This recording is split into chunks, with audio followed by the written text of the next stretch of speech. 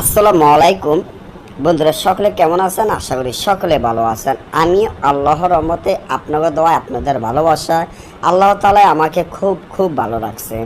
তো আজকে স্ত্রীকে সারা জীবন বাধ্য করার তাবিজ।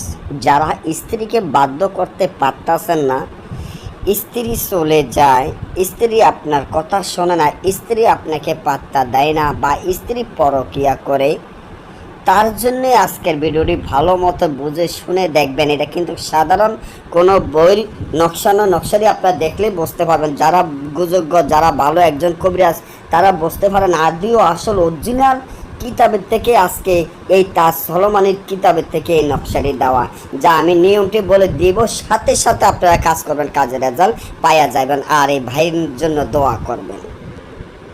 ধরেন আপনার স্ত্রী অনেক সুন্দর, অনেক রূপসী। আপনার স্ত্রী আগে আপনি এতটা ভালোবাসেন, এতটা পছন্দ করেন, স্ত্রী ছাড়া আপনি থাকতে পারতেছেন না, মানে স্ত্রীকে এতটা ভালোবেসে ফেলছেন। কিন্তু স্ত্রী কি করছে?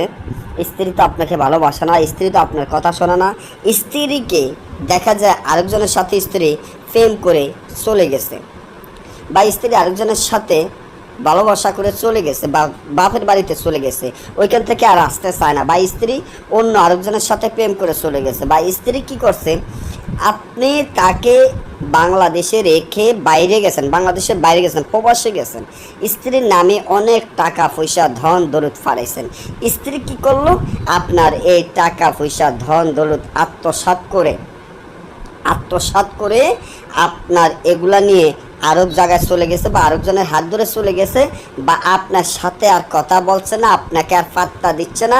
এমনকি আপনার নামটা শুনলেও তার মাথা গরম হয়ে যায়।